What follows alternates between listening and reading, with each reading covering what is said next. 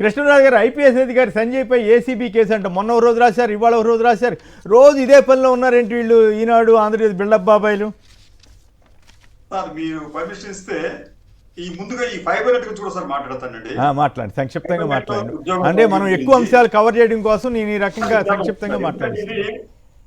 ఇది చాలా ముఖ్యమైన అంశం. ఎందుకంటే తెలుగుదేశం పార్టీ అధికారంలోకి వచ్చిన తర్వాత, ఎన్డీఏ కూటమి అధికారంలోకి వచ్చిన తర్వాత ఉద్యోగాలను ఉద్యమ రూపంలో తొలగిస్తోందండి. మామూలుగా చేయట్లేదు. వాళ్ళు కొన్ని ఎన్మాస్ గా వేలకు వేలు, వందలకు వందలు తొలగించే పనిలో ఉంది. దీంట్లో భాగంగానే ఈ ఫైబర్ నెట్ కి సంబంధించి కూడా 410 ఉద్యోగులు తొలగించారంట. అసలు వారిని నియమించింది ఎవరు?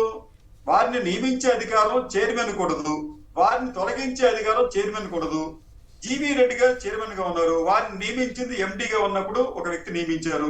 అసలు ఈ రోజు ఎండీ కూడా అక్కడ ఉన్నట్టుగా నాకైతే అనిపించట్లేదు ఈ రోజు కూడా. మరి ఆయన చెప్పేదానికి విషయం ఏంటంటే అసలు కొంతమందికి నియామక పత్రాలు లేవు. నియామక పత్రాలు లేని వాళ్ళని మీరు ఎందుకు తొలగించాల్సిన అవసరం మీకు ఏమొస్తుంది? మీకు తొలగించే పని అంటే మూడోసారి ఇక్కడ దీనికి సంబంధించి ఈ విషయాలను కూడా సోషల్ మీడియా వేదికగా అనేక మంది జీవీ రెడ్డి గారి చర్యలను ప్రశ్నిస్తున్నారు.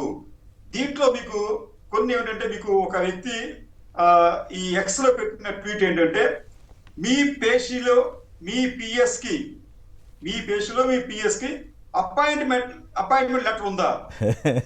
మీ ప్రియ శిష్యుడు వెంకట చేకూరికి ఎవరి రికమెండేషన్ వచ్చాడు అని ఈ బాధిత కుటుంబాల్లో ఒకటి ప్రశ్నించాడండి. రెండోది, మీ హెచ్ఆర్ అడ్మిన్ ప్రభాకర్ 2020లో టెర్మినేట్ అయితే మళ్ళీ జాయిన్ ఎలా అయ్యాడు?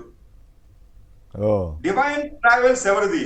ఆ బిల్ మీ ఎంప్లాయ్ మరియు ప్రభాకర్ బావమరిది అయిన సూర్యతేజ అకౌంట్ లో ఎందుకు వేస్తున్నారు? ఇవన్నీ కూడా ఈ ఉద్యోగాలు కోల్పోయిన వారు చేస్తున్న ఆరోపణలు.